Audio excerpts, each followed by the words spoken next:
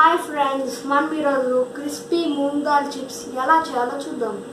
Crispy moong dal చిప్స్కి 100 grams పెసరపప్పుని 2 hours నానబెట్టుకోవాలి.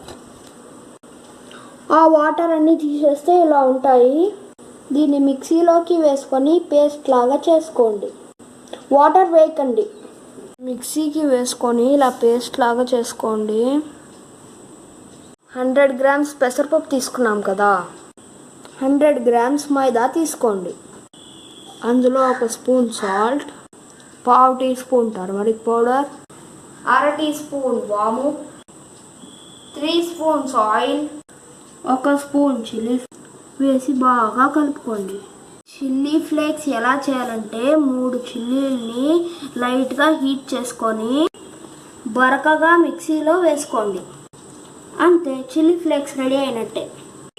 ఇవన్నీ వేసి బాగా కలుపుకోండి.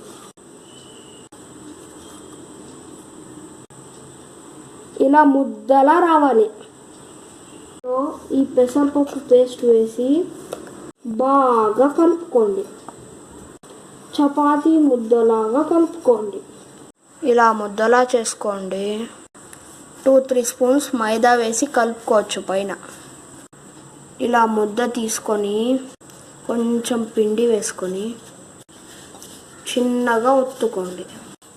చిప్ లాగా ఎంత చిన్నగా వస్తే అంత చిన్నగా ఒత్తుకోండి. చిప్స్ లాగా ఎంత చిన్నగా వచ్చినా పర్వాలేదు, అంత చిన్నగా తిక్కోండి. ఇలా ముద్ద తీసుకొని కొంచెం పిండి వేసుకొని చిప్స్ లాగా ఒత్తుకోండి. ఇలా చపాతీ లాగా తిక్కుకోండి. ఇలా చిన్నగా ఒత్తుకొని ఇలా చూడండి, ఇంత చిన్నగా రావాలి. దీన్ని పిజ్జా కట్టర్తో కట్ చేసుకోండి.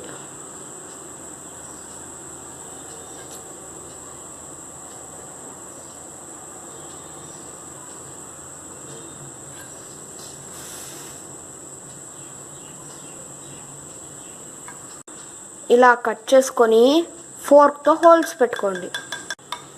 ఇలా చేయడం వల్ల చిప్స్ బాగా ఫ్లాట్గా వస్తాయి. ఆయిల్ వేసుకొని ఆయిల్ వేడయ్యాక ఈ చిప్స్ని వేసుకోండి.